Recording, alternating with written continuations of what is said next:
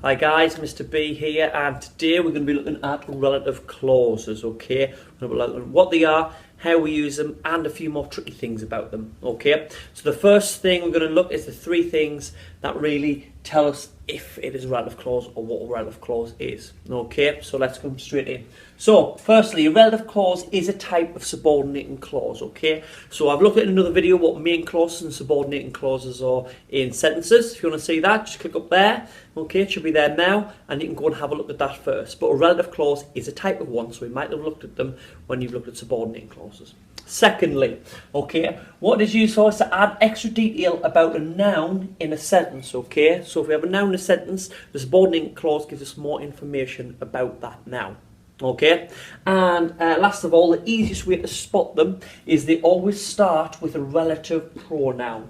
Okay, now we know pronoun is a word that replaces a noun in a sentence. Okay, we've got some examples here of the relative pronouns. Okay, these aren't all of them, it's not extensive. We've got whose, which, who, that, who. Okay, we've got those three things, we've got a relative clause and we know how to use them. Okay, what we're going to do now is have a look at a few examples and then we're going to look at a few more tricky things to do with relative clauses. Okay, so now we're going to have a look at a couple of examples of relative clauses in action. Okay, so we have three different examples here. We're going to have a first one. Jim, whose drink had run out, put his hand up to ask for another one. In red there is our relative clause. It starts with our relative pronoun whose, okay, and it gives us extra information about the noun, which is Jim. It's telling us that his drink had run out. Then we move on to the next example we've got here. Lizzie went to the fair that had amazing rides. Again, starts with our relative pronoun, okay, and it's telling us about our noun, the fair, telling us that it has amazing rides. And then lastly, we have Mr. B caught his rabbit that had escaped. Again, starts with our relative pronoun, okay, and it gives us extra information about the rabbit, telling us that he had escaped, okay. So quite easy to put in and add extra information to your nouns in your sentences. But I know what you're thinking. When you look here, I've got one in the middle that has commas, I've got one at the end that has comma, and I have one at the end that doesn't have a comma. So how do we put them in? With what punctuation do we put them in?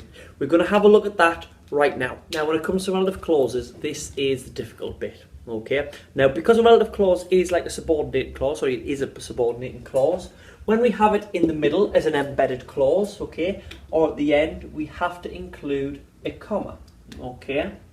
So Joy, who loves football, because that's an embedded clause, we put a comma at the start and a comma at the end. If we take that subordinating clause out, that relative clause, Joy was picked for the team, still makes sense.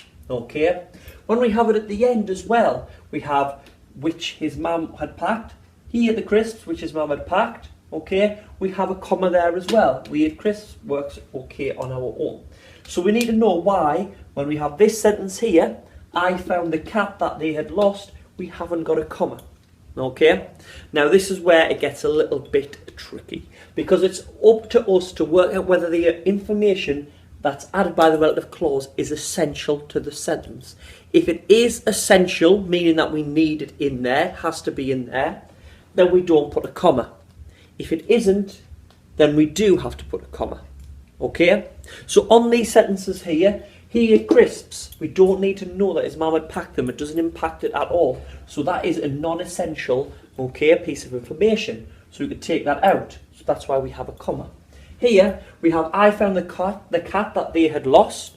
Okay, this is important because in that sentence we'll probably tell them that we found the lost cat. If we take this out, I found the cat could just mean you found it in the behind the settee, somewhere like that. It's telling us more information that's essential to the sentence, so we don't have a comma. There's no steadfast rule that we can use to definitely know whether it uses a comma or not, okay? But it's easy to spot those relative clauses, remember, because they all have their relative pronoun at the start. Who, which, and that, the ones that we mentioned earlier.